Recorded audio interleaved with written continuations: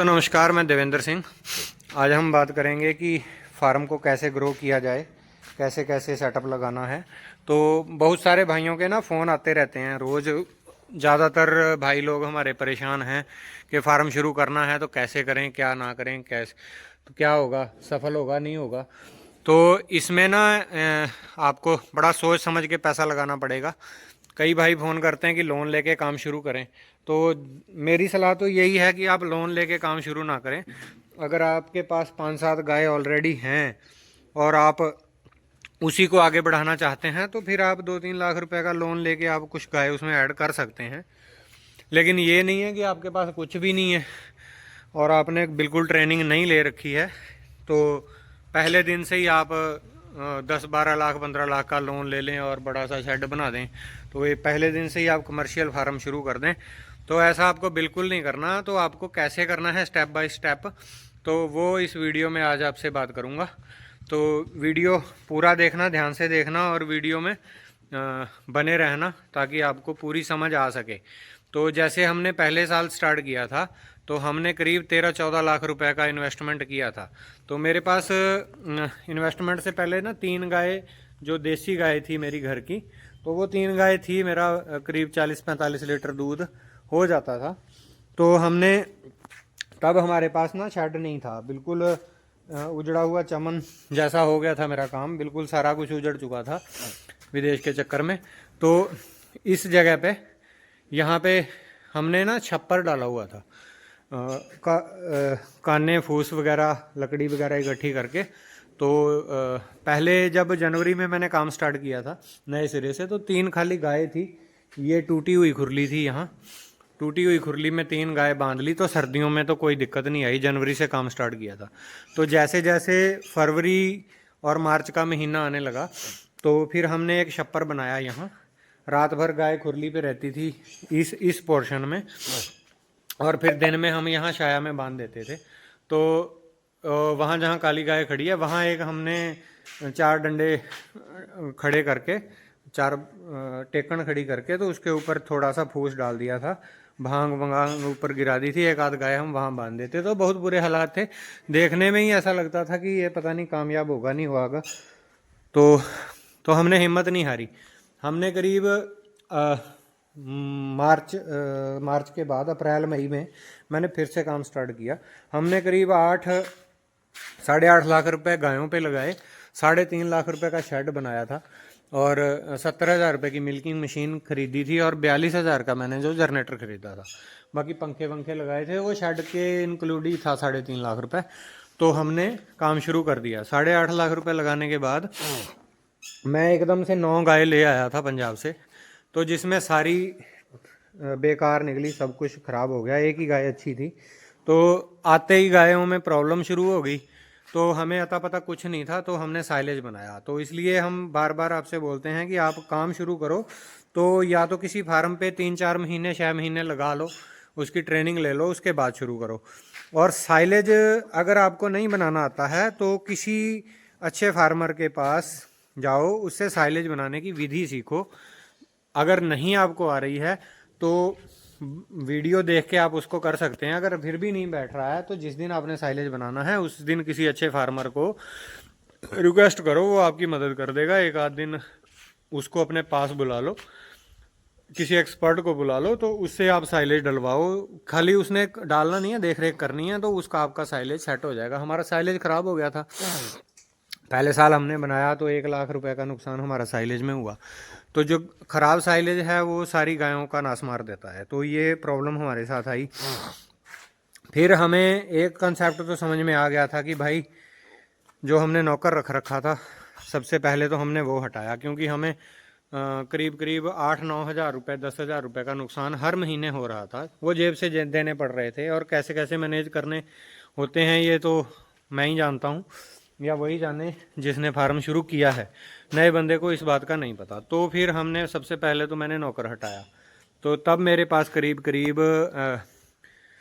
12 गाय और 4 हीफर थी और 12 गाय थी, एक बछड़ा था। तो मैंने फिर टोटल जानवर हो गए थे 16 के करीब, 16 के करीब हो गए थे, 16-17 जानवर। और 16-17 गायों को मैंने खुद से मैनेज करना स्टार्ट किया, मैंने खुद मेहनत करी और दिन रात काम किया। तो फिर उसमें आगे आगे जैसे जैसे करता गया, तो पहले साल गाय जो थी अच्छे सीमन से कंसीव नहीं हुई थी। तो ये सबसे बड़ा मेरा जो पीछे जाने का कारण था ये था कि सीमन कोई भी अच्छा नहीं लगा हुआ था। तो जब समझ में आया था तब तक सीमन में देरी हो चुकी थी। तो फिर क्या किया, जब जैसे जैसे गाय मतलब ब्याती गई वैसे वैसे गाय मैं सेल करता गया। मैंने ये समझो कि सबसे कम दाम में 1-1, 1.5 लाख वाली गाय 17,000 से लेकर के 75,000 तक मैंने गाय सेल करी हैं। और जिसमें 75 में एक ही सेल करी है, बाकी कोई 42 की, कोई 45 की, कोई 75 में 2 दी थी, एक 17 की दी थी। इस तरीके से गाय मैंने औने पौने दामों में उसमें से सेल करी, जो ब्रीडिंग के पर्पज़ से नहीं थी, जो ब्रीडिंग वाली गाय नहीं थी। फिर मैंने करीब करीब उसके बाद मैंने 2,70,000 रुपये इन्वेस्ट किए। मैं 4 गाय और लेके आया। 9 नंबर गाय ये हैमर की बछड़ी, और वो बैठी है 39 नंबर गाय। एक बछड़ी और थी 57 नंबर, तो वो मेरे पास दूध पे नहीं चली, आगे जाके चलने लगी, बढ़िया दूध कर दिया उसने। तो ये 4 मैं लेके आया, 2,70,000 मैंने फिर इन्वेस्ट किए। तो 2 टाइम इन्वेस्टमेंट होगी। आप पहले ही 2 टाइम इन्वेस्ट करो। पहले अगर मान लो 10 गाय रखनी है तो 5 लेके आओ, फिर 2 या 3 लेके आओ, फिर 2 या 3 लेके आओ। उसमें करीब 6 महीने का गैप होना चाहिए। तो हमारा भी वैसे तो वैसे ही हुआ। हमने 1-1.5 साल बाद, 1 साल बाद इन्वेस्ट किया। तो पहले क्योंकि हम गलती कर गए थे, तो ये गलती आपको नहीं करनी है। एकदम सारी गाय परचेज नहीं करनी है, और किसी व्यापारी से तो बिल्कुल नहीं करनी है। चाहे स्टार्टिंग में गाय आपको महंगी खरीदनी पड़े, फार्म से गाय परचेज कीजिए। अब क्या हुआ, हमारे पास करीब समझो कि 4 हीफर थी। तो हमने उनको पालना स्टार्ट किया, गायों की छटनी करी। तो छटनी करना बहुत ज़रूरी है। आप उसको गले से लगा के मत बैठ जाना कि यार गाय हमने 1 लाख की ली थी, अब 20 की जा रही है या फ्री में देनी पड़ रही है, तो इसको हम इससे पैसा कमाएंगे। कोई इसको जब कंसीव कराएंगे, जब ये ब्याएगी तब 1 लाख में बेचेंगे, तो ऐसा नहीं करना। उसको औने पौने दाम में जैसे निकल रही है वैसे ही उसको निकाल दो, ठीक है। वो उल्टा आपको नुकसान नहीं दे रही, जो नुकसान तो देना था उसने दे दिया। वो क्या है, जो उसका खाने खर्चे का और इन्वेस्टमेंट, जो उस पर उसको पालने का लेबर मैनेजमेंट, वो सारा आपका बच जाएगा। तो उसको आप उससे अपना पीछा छुड़ाइए। जो आपकी अच्छी अच्छी गाय है वो 1 साल में समझ में आएंगी, उसके ऊपर आपको ब्रीडिंग करना है, उसके ऊपर अच्छा सीमन लगाना है।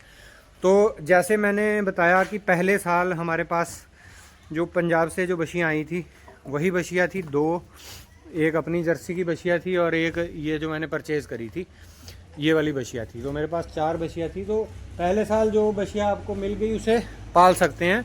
मैंने भी ज़्यादा खर्चा नहीं किया था, ज़्यादा फीड नहीं खिलाई थी। जब जब पैसे होते थे खिला लेता था, जब नहीं होते थे तो नहीं खिलाता था। तो 2.5 साल में बछिया मेरी ब्याई। तो चलो इस हिसाब से आपको पहले साल की बछिया पे ज़्यादा तवज्जो नहीं देनी है। अगर वो आपको समझ में आ रहा है कि गाय अच्छी है, जिसकी बछिया है, अगर कोई रिकॉर्ड है तो ठीक है, वो तवज्जो दो, नहीं तो नहीं दो। तो जैसे तैसे उसको पाल लो, कंसीव होगी। अगर ब्याह गई, अगर आगे अच्छा दूध दे रही है तो ठीक है, नहीं तो कोई दिक्कत नहीं है, उसको भी आप सेल कर सकते हैं। तो अब हमें दूसरे साल में जब हमने प्रवेश किया तो हमने सीमन पे काफ़ी खर्चा किया। मैंने 40-50 हज़ार खर्चा किया। तो आपको फिर सीमन पे पैसा खर्च करना है। पहले साल जब साइलेज अच्छा नहीं था तो हमने अगले साल साइलेज नहीं बनाया। तो इससे मैंने 2 चीज़ें सीखी।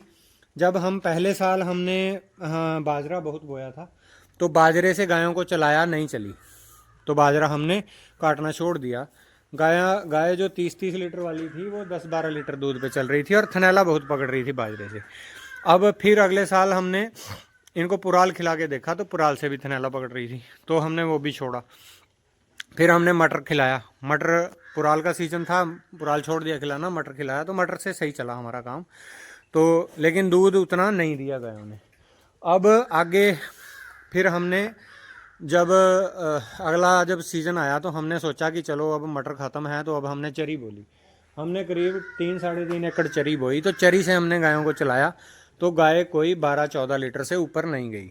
तो चरी, बाजरे, पुराल से, ये मैंने तथ्य निकाले हुए हैं भाई, मैं झूठ नहीं बोल रहा हूँ।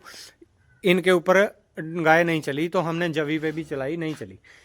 तो दूध गायों ने नहीं दिया। अगर हाँ, मैं एक बात बता दूं, अगर आपकी गाय अच्छी है और उसने दूध आपको 30 लीटर दे दिया चरी बाजरे पे या वट जो भी आप खिला रहे हैं, तो ये याद रखना वो लंबा समय दूध नहीं देगी, अपना बॉडी भी तोड़ देगी, हो सकता है कि कंसीव भी ना करे। अगर कंसीव कर गई बाई चांस, आपकी किस्मत अच्छी है, तो वो लंबा दूध मेंटेन नहीं करेगी, 10-12 लीटर पे आने में उसको ज़्यादा देर नहीं लगेगी, प्रोडक्शन नहीं देगी। तो फिर पिछले साल हमने मई जून में जो साइलेज आता है, मई में करीब हमने 1 एकड़ का साइलेज खरीदा, हमें पड़ा 1 लाख का। तो वो हमने मोल खरीद के साइलेज बनाया, तो उस साइलेज से हमारी गाय कुछ हद तक बढ़िया चली।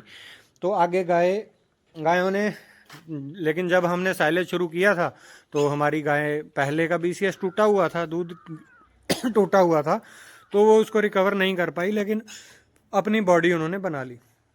तो बाद में हमारा 2.5 एकड़ का अपना साइलेज था, ये जो वाला पिट है, तो इससे गायों ने हमारे पास 35-35 लीटर दूध दिया।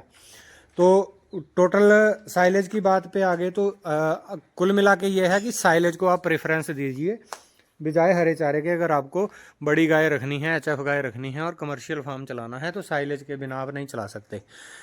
तो इसमें काम की मैनेजमेंट और सब चीज़ें सेट हो जाती हैं। तो इससे आगे की बात करेंगे हम दूसरी वीडियो में, अगली वीडियो में बात करेंगे।